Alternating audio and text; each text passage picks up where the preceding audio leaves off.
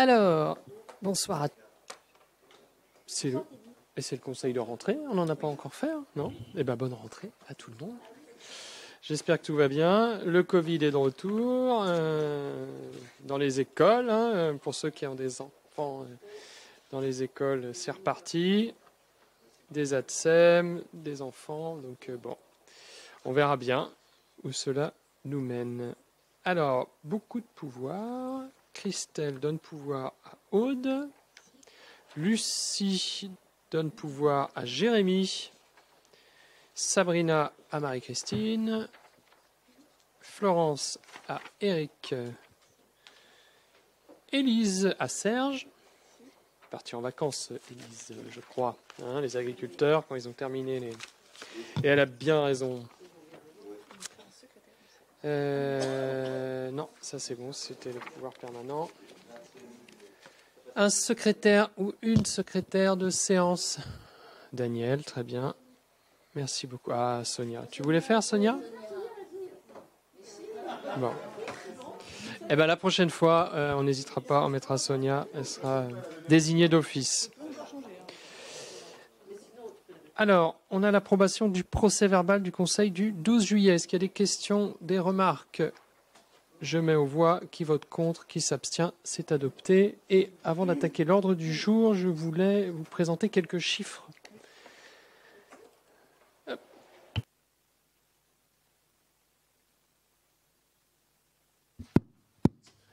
Dans cette période un peu sinistre, quand il y a quelques bons chiffres, il faut quand même les donner et les regarder. Donc ça, c'est un tableau que je vous avais présenté notamment lors des vœux, qui est la situation de l'emploi. Et donc aux vœux, je présentais la situation à fin 2020, puisqu'on les a toujours 6 mois après. Et donc là sont tombés les chiffres de l'emploi à Châteaubourg à fin 2021. Donc nous sommes aujourd'hui à 4063 emplois privés. Hein, donc là, c'est les emplois uniquement dans les entreprises. Ça ne prend pas en compte les emplois publics.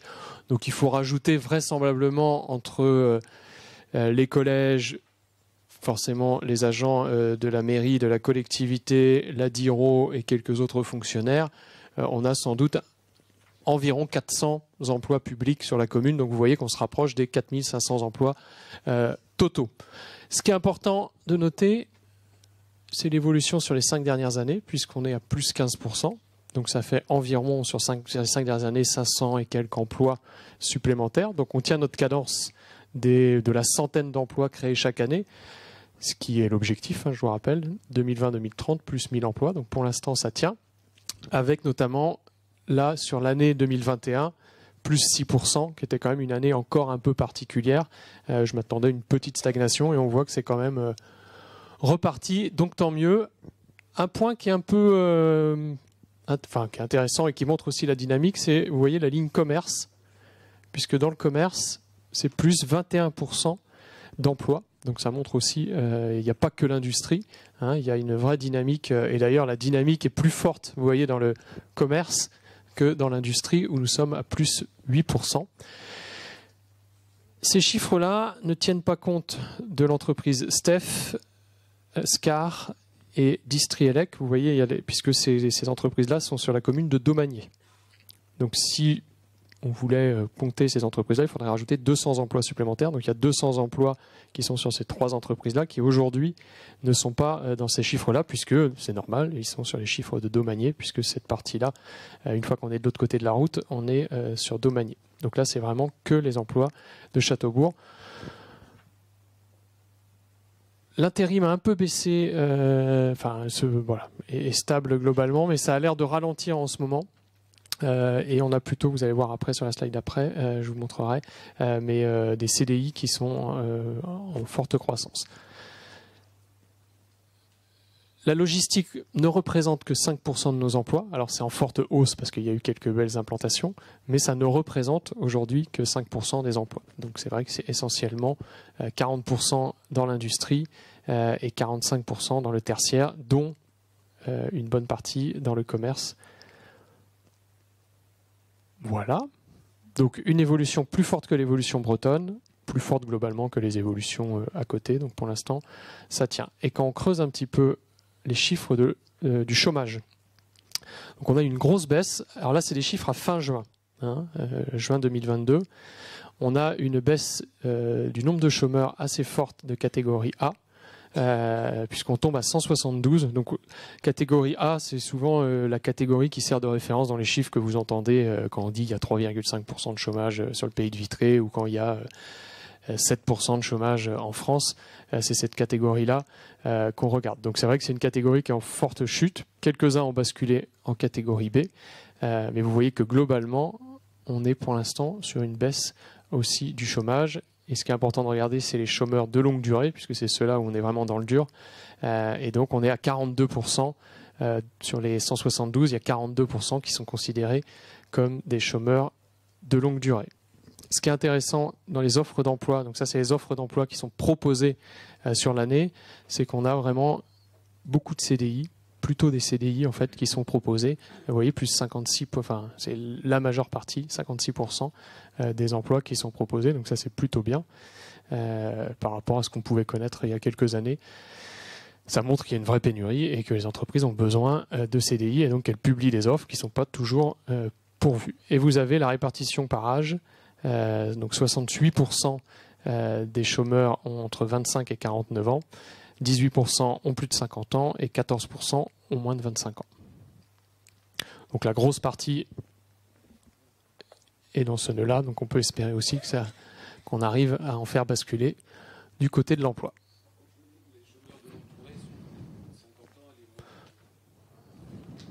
Les chômeurs de longue durée sont souvent dans les plus de 50 ans, en effet. Pas toujours dans les jeunes. Il y a des jeunes qui sont très éloignés, mais on a une part dans le dur des plus de 50 ans, en effet. Ah, le PC a rendu là. Voilà, donc quelques chiffres, puisque j'étais la semaine dernière avec le directeur de Pôle emploi, donc qui publiait les chiffres. Je me suis dit que c'était intéressant de regarder. Donc pour l'instant, on tient, donc il faut continuer, puisque la première des politiques sociales, c'est l'emploi. Et forcément, quand les gens sont en emploi, nous derrière, on gère quand même moins de problématiques sociales. Donc pourvu que ça dure, continuons à accompagner. Et à la Maison pour tous, ça va se renforcer avec plus de permanence de la mission locale, plus de permanence la création de permanence de relais pour l'emploi. Donc l'objectif, c'est vraiment ici de renforcer le pôle qui fait le lien entre les demandeurs d'emploi et les entreprises et essayer vraiment de refaire basculer des gens qui sont aujourd'hui éloignés de l'emploi vers parfois des premières missions en intérim, mais pour que ça débouche derrière sur des emplois plus pérennes. Est-ce qu'il y a des questions? Bon, et bien très bien. Donc on va essayer d'attaquer l'ordre du jour si le PC revient. Ça n'empêche pas.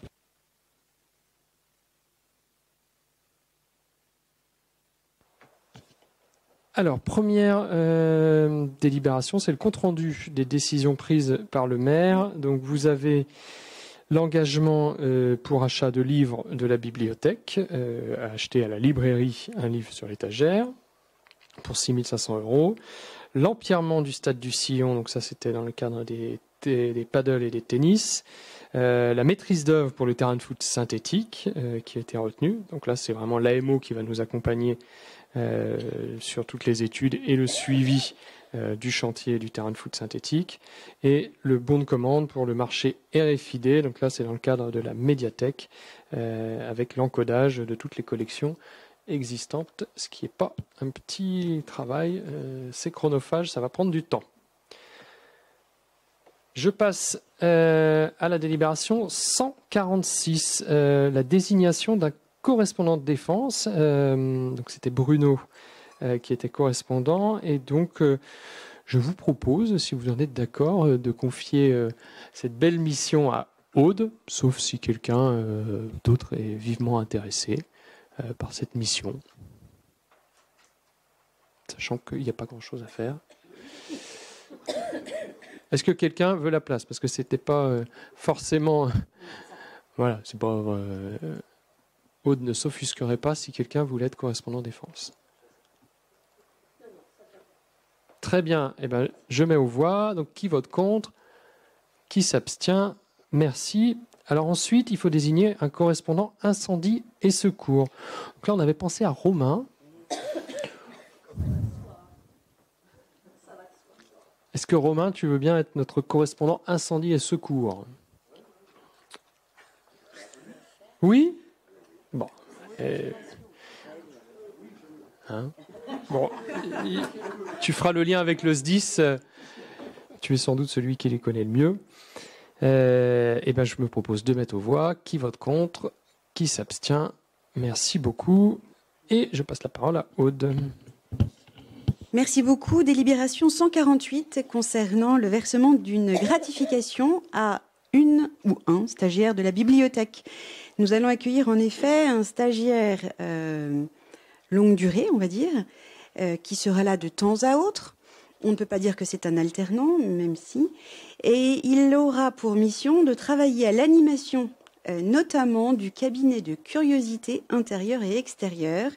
Et il devra ou elle devra rendre l'espace vivant. Bien évidemment, compte tenu de la durée de ce stage, nous allons gratifier cette personne à hauteur de 3,90 € de l'heure. Cette rémunération est exonérée en fait de cotisations salariales, sociales. Voilà. Y a-t-il des questions? Pas de questions. Qui vote contre? Qui s'abstient? Merci beaucoup. Toujours Aude, délibération 149. Alors, délibération 149 qui traite de la majoration des heures complémentaires lors du service des fêtes et cérémonies.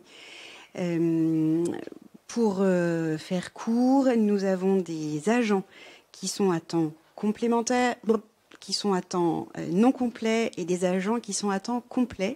Jusqu'à présent, seuls les agents à temps non complet participaient à nos fêtes et cérémonies, mais le nombre d'agents à temps non complet se raréfiant, enfin en tout cas est disponible pour ces jours fériés, nous avons fait appel à des agents à temps complet. Et pour harmoniser les rémunérations, on propose de majorer les heures complémentaires de 10% pour chacune de ces heures complémentaires afin d'avoir une correspondance entre la rémunération des heures supplémentaires et la rémunération de ces heures complémentaires sur service pour fêtes et cérémonies. Voilà. Est-ce que j'ai été claire? Y a-t-il des questions? Je mets aux voix. Qui vote contre? Qui s'abstient? Merci beaucoup. C'est adopté. Je passe la parole à Bertrand pour la délibération 150.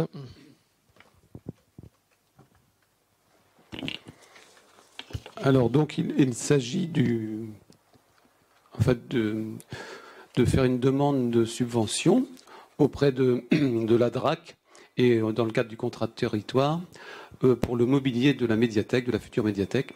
Donc, on a un montant de 206 000 € et donc on aurait un autofinancement de 92 700 €, une demande auprès de la DRAC à hauteur de 35% pour 72 100 €, et dans le cadre du contrat de territoire, 20% pour 41 200 €, soit 206 000 €. Et donc ce mobilier-là fait partie, ça concerne donc le mobilier qui fait partie intégrante du projet de la médiathèque. Il participe au bon fonctionnement de l'équipement, au confort des publics et du personnel, à la lecture spatiale du bâtiment, à la création des différentes ambiances et à l'image du lieu. Et on verra aussi dans la délib suivante le mobilier. Y a-t-il des questions? Qui vote contre? Qui s'abstient? Merci beaucoup. Attribution du marché de mobilier, justement, toujours Bertrand, délibération 151. Alors donc, il y a 3 lots. Le premier, c'était le mobilier de bibliothèque et de rayonnage pour 103 000 €. Le deuxième lot était le mobilier de confort et d'assises pour 73 000 €. Et le troisième lot, c'était le mobilier de bureau et d'exposition issu du réemploi ou de la réutilisation pour 30 000 €. Le premier lot, les deux premiers lots, on a trouvé preneur. Voilà. Donc c'est la société IDM qui a été retenue pour les deux premiers lots. Donc pour le lot mobilier de bibliothèque et rayonnage pour 103 000 € et pour le mobilier de confort et d'assises pour 73 000 €. Par contre, pour le troisième lot, comme on avait demandé des matériaux de réutilisation, et il n'a pas été proposé, il n'a été proposé que du matériel neuf, et donc ça a été en fait le lot infructueux, voilà. Et donc on va relancer le lot numéro 3. Y a-t-il des questions? IDM, ils sont à Nantes. Et donc on a choisi... Pardon. Bon, alors on va vous dire...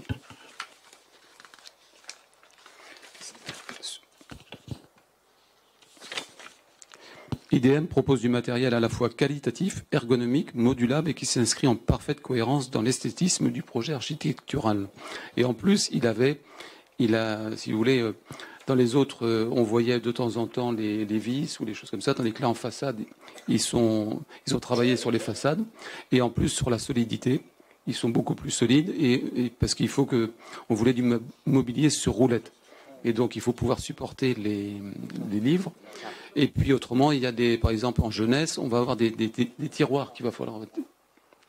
Et donc, si c'est brinque-ballant, oui, ils sont plus modulables aussi, mais effectivement. Il y a eu quoi, 3 ou 4 offres Il y avait 3, il y avait IDM, BC intérieur, Mobi Décor et Format Design. Bon, les services et quelques élus ont été testés dans différentes médiathèques, différents mobiliers pour comparer. Parce que c'est vrai que sur catalogue, en fait, tout se ressemble un peu.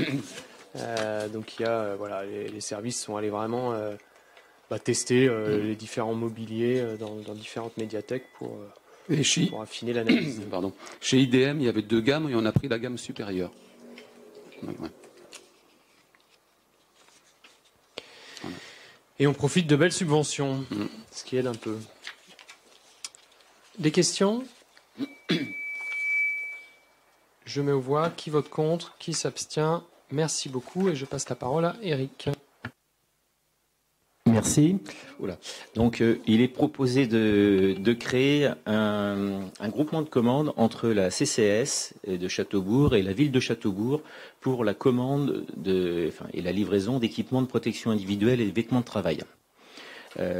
Donc, il y aura une convention qui sera passée, qui définira les obligations, les modalités. Donc aussi, il est proposé au conseil municipal d'autoriser la constitution d'un groupement de commandes pour ce marché.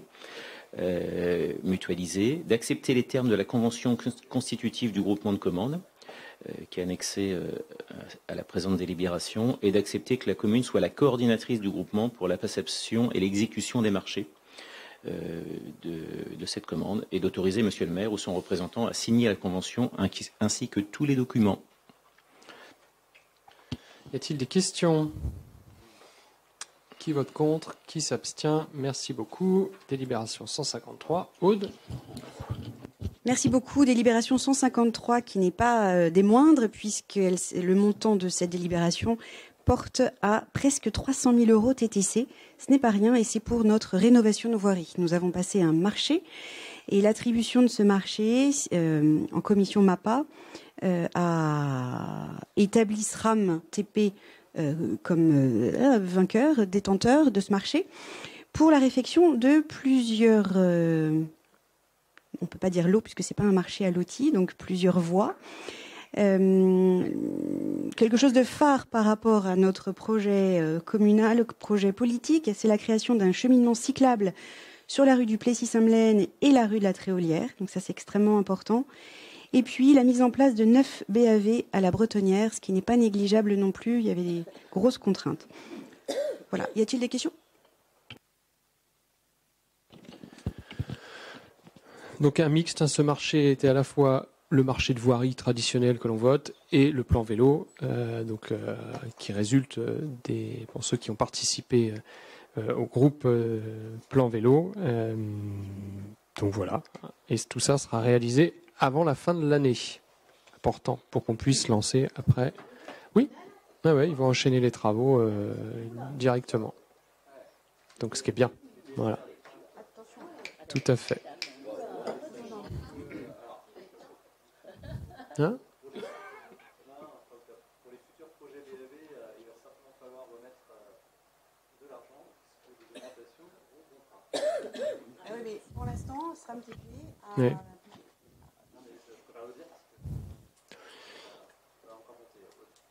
Oui, mais c'est le SMICTOM qui paye les BAV.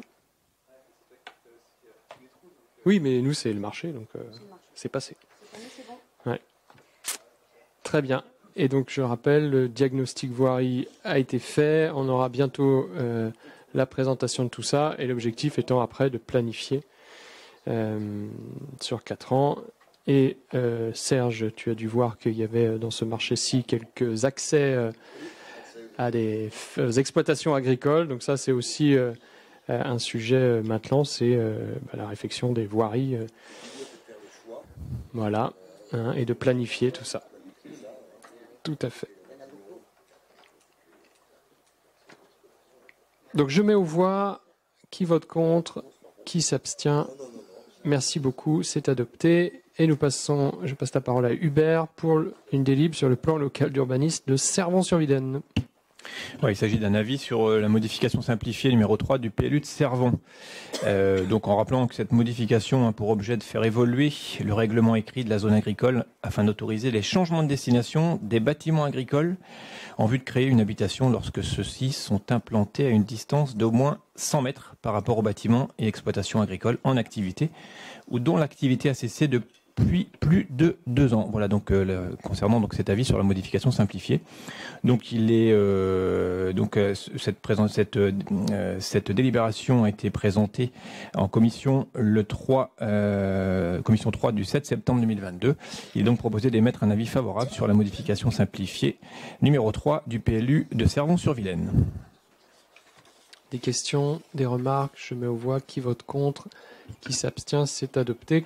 Comme on parle de Servon-sur-Vilaine, juste vous informer qu'on commence à travailler sur la future liaison Châteaubourg-Servon, là, qui me tient à cœur. Donc, et Vitreco sera associé, puisqu'en fait, ça s'inscrit dans la V6. Donc, la V6, c'est la Reine vitrée.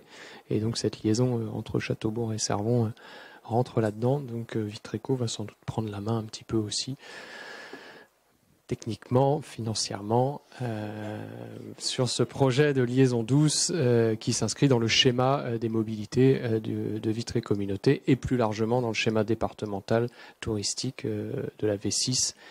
Comme il y a la V9 qui permet d'aller Châtillon à Fougères, là, pour ceux qui la connaissent, il y a la V6 qui doit à terme permettre de faire Rennes-Vitré en vélo. Donc cette piste Châteaubourg-Servon va s'inscrire pleinement dedans, donc on viendra vous faire des présentations quand les choses auront avancé. Mais ça va être intéressant à la fois pour les Castelbourgeois qui veulent aller vers Rennes plus tard, mais aussi pour les habitants de Servon et notamment les collégiens de Servon qui pourront du coup venir notamment au collège Saint-Joseph qui est juste à côté en vélo. Ça sera quand même plus sécurisé. Il y a aussi toute l'entente du club de foot, puisque vous savez qu'ils sont en groupement. Donc ça va permettre aussi aux joueurs de pouvoir aller en vélo, soit à Servon, soit à Châteaubourg, et de façon sécurisée, notamment l'hiver, quand il ne fait pas toujours beau et jour. J'ai fait voter le plan local d'urbanisme, je ne sais plus. Oui, c'est bon. Donc nous passons à la ZAC multisite, protocole d'accord transactionnel.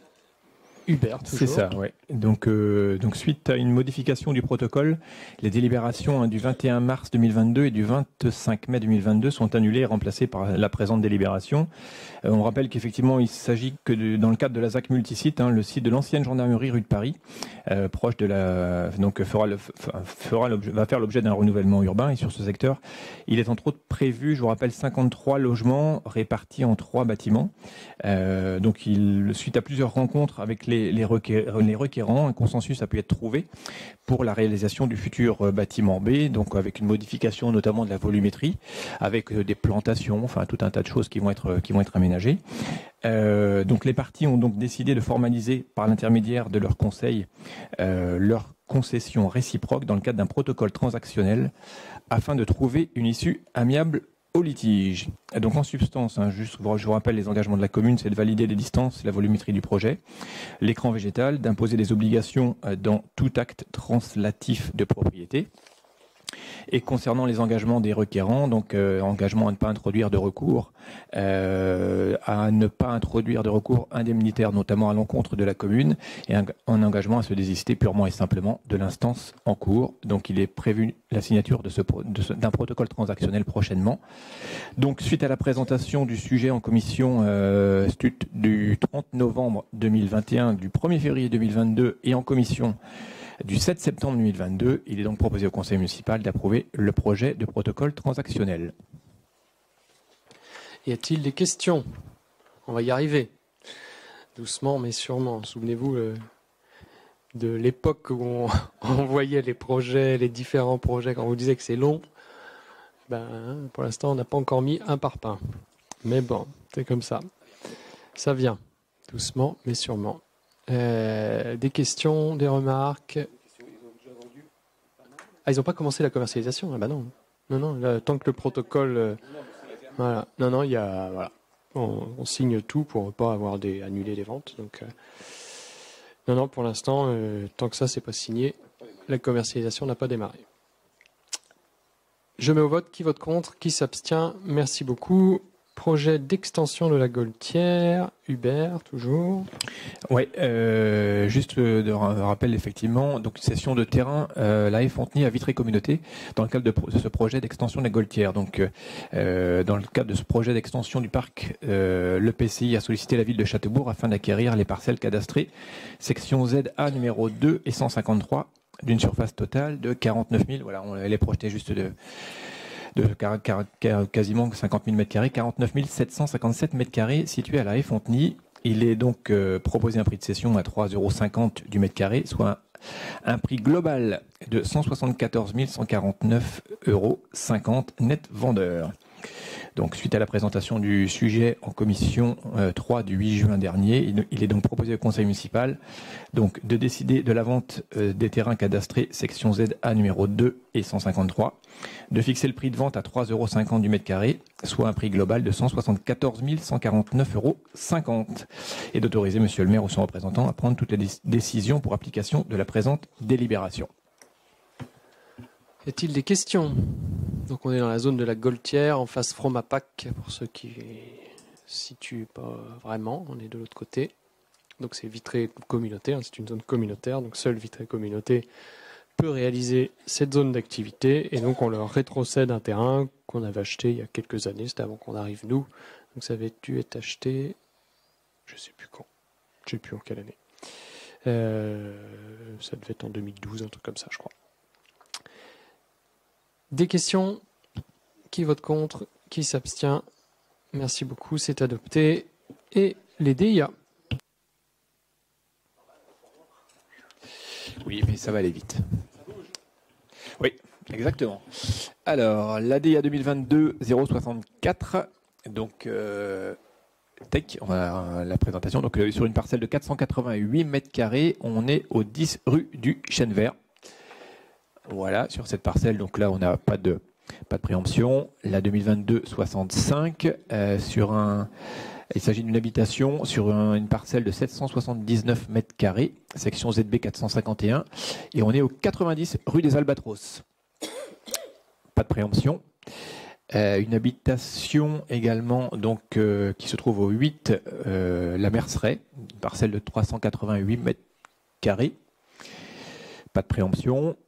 La 2022-067, là donc il s'agit d'une parcelle de 618 m². Donc c'est l'acquisition d'une partie de cette parcelle pour le projet Tout Doux. Hein, voilà, pas la totalité. Vous voyez le bâtiment en entrée de ville qu'on avait présenté. Ah, oui. Voilà. Dans le cadre de leur projet, effectivement, ils ont besoin d'un petit peu de terrain. La 2022-68. C'est ça. Donc, c'est une habitation, une parcelle de 361 m², et on est au 12 rue des Ormes, donc pas de préemption.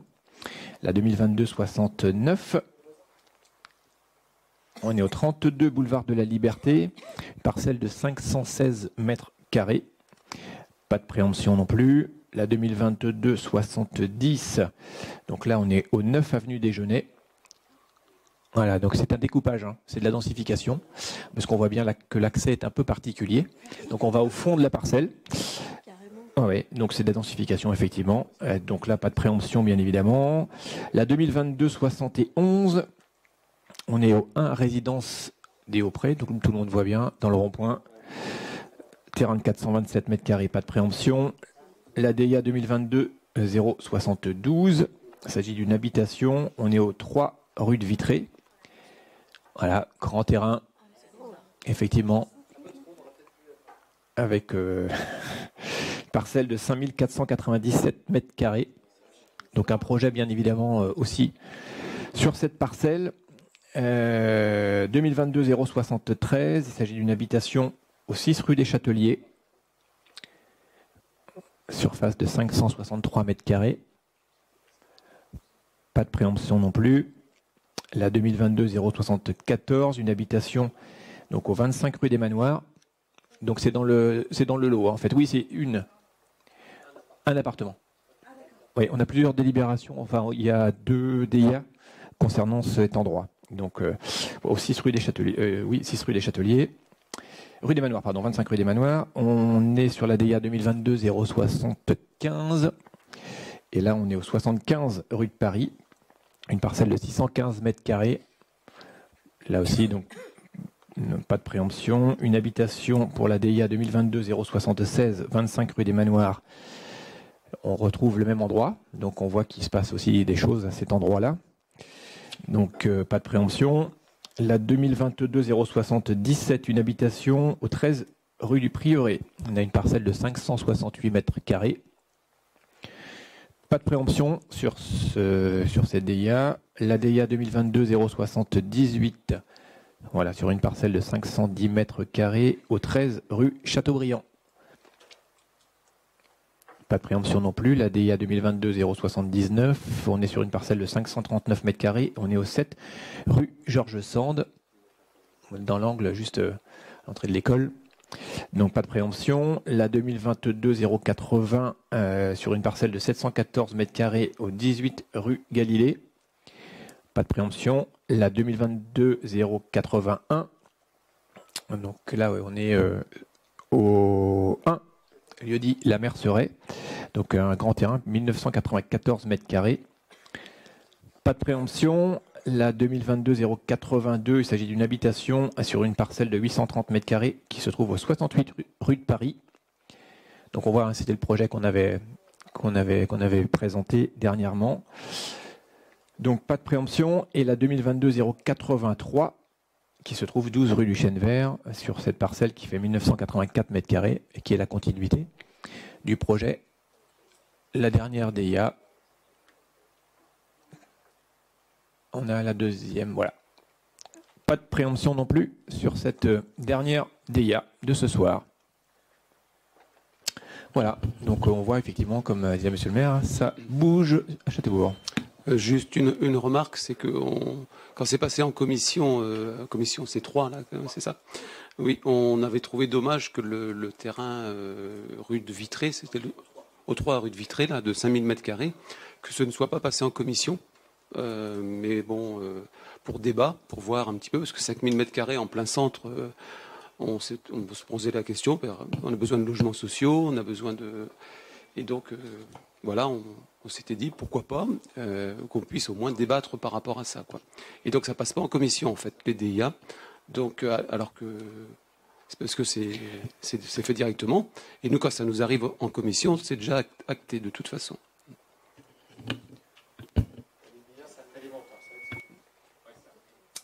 On a les DIA quand il y a la vente, en fait. Donc c'est vrai que, et pour préempter, il faut avoir un projet. Donc c'est vrai qu'il aurait fallu qu'on se pose la question il y a quelque temps de faire un projet, etc. Et de se dire au moment où on vend, bon. C'est toute la difficulté de la DIA. Hein. C'est-à-dire que la DIA, nous, on est informé quand c'est vendu. Et en fait, pour préempter, il faut avoir un projet de dessiner, un projet urbain. Donc après, ça vaut peut-être le coup là de regarder là, les parcelles qui restent, de les identifier et d'avoir un débat. Mais ça veut dire qu'il faut les inscrire au PLU. C'est-à-dire qu'il faut qu'à un moment donné, il faut qu'on zone, il faut qu'on mette des OAP, il faut qu'on dise, bah là, nous, on veut, si c'est à vendre, on préemptera. Mais on ne peut pas préempter sans projet. Donc il faut... Oui, on ne peut pas sortir un projet du chapeau comme ça. Comme Anne-Gaëlle nous expliquait, il y a 2 mois en fait pour répondre au moment où c'est déposé. Donc en juillet, de toute façon, une commission ne peut pas se réunir. C'est les congés. Donc c'est la bonne période pour les déposer et puis ça passe comme ça, rapide. Bon. La chance qu'on a sur ce projet-là quand même, puisqu'on les a vus ce matin, donc c'est que c'est des gens qu'on connaît et que c'est des gens d'ici, enfin voilà, et qui ont envie de... en gros, qui nous ont dit, voilà, comment vous voyez les choses, qu'est-ce que vous avez envie de faire, etc.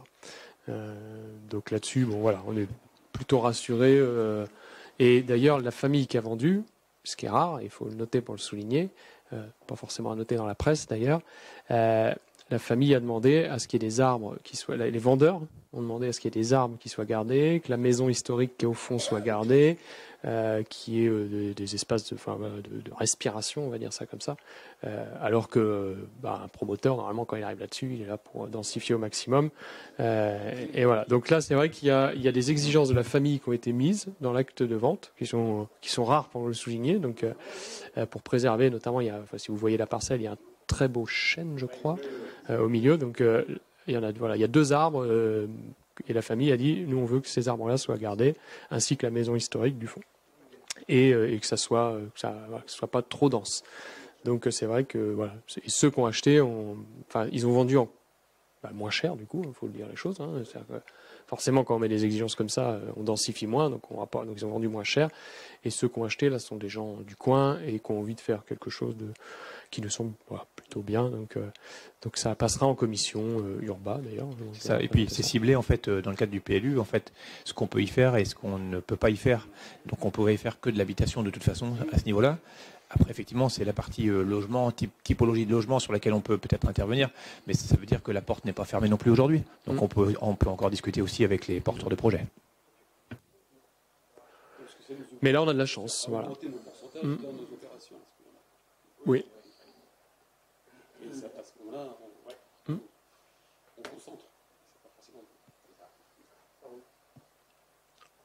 Des questions? Mais ça, c'est vrai que ça vaut le coup qu'on se pose peut-être des questions sur des grandes parcelles qui resteraient. Qu'on fasse quand Anne-Gaëlle aura un peu de temps, une petite identification, qu'on se dise, voilà, est-ce que là, parce qu'en fait, si on n'a pas de projet d'intérêt d'utilité publique décrit, on ne peut pas préempter, on préempte avec un motif. Et puis le problème, c'est qu'on est en plein centre, donc les prix sont aussi assez importants. Faire du logement particulier, c'est pas facile, quoi, pour équilibrer les opérations. C'est très contraint, quoi. Et on n'a pas de Pinel. Je le rappelle, mais faut se dire les choses. C'est-à-dire que le Pinel, ça permet d'équilibrer un pourcentage de logements sociaux aussi, quoi. Et aujourd'hui, on n'a pas de Pinel, donc forcément, les équilibres ne sont pas faciles à trouver. Mais on manque de logements, donc il faut qu'on en sorte. Donc c'est bien toutes ces opérations qui arrivent quand même, parce que Châteaubourg en a besoin. Est-ce qu'il y a d'autres questions? Ça veut dire que le Pinel est localisé où? Le bassin rennais. Voilà. Mais ça va se terminer, je pense. Ouais. Ça va se terminer. Très bien. Est-ce qu'il y a alors 2 événements à ne pas louper? La braderie, dimanche. Est-ce que Estelle, le nombre de bénévoles est OK? Est-ce que vous êtes armés pour affronter la foule des bradeux? Bon. Avec la présence du bagad du Pays de Vitré et la sonorisation de l'ensemble du site. Donc 2 nouveautés cette année. Donc ça devrait être assez sympa. La météo semble top, pas trop chaud, ça va être super. Et puis la semaine d'après, c'est MGAV. Donc toujours pour ceux qui sont motivés pour une petite soirée le samedi, n'hésitez pas. Moi je pense que j'y serai le samedi. Enfin je passerai le vendredi, mais plus d'un point de vue sécurité. Mais ceux qui ont envie de passer le samedi soir à partir de 20h30 avec la Gapette et puis Anco et je sais plus ce qu'il y a après, mais bref. Très bien. Est-ce qu'il y a des questions, des remarques, des observations? Je vous propose Ah non, oui, mais on va laisser sortir la presse. J'ai besoin de vous garder pour un sujet, mais on va clore ce conseil municipal, couper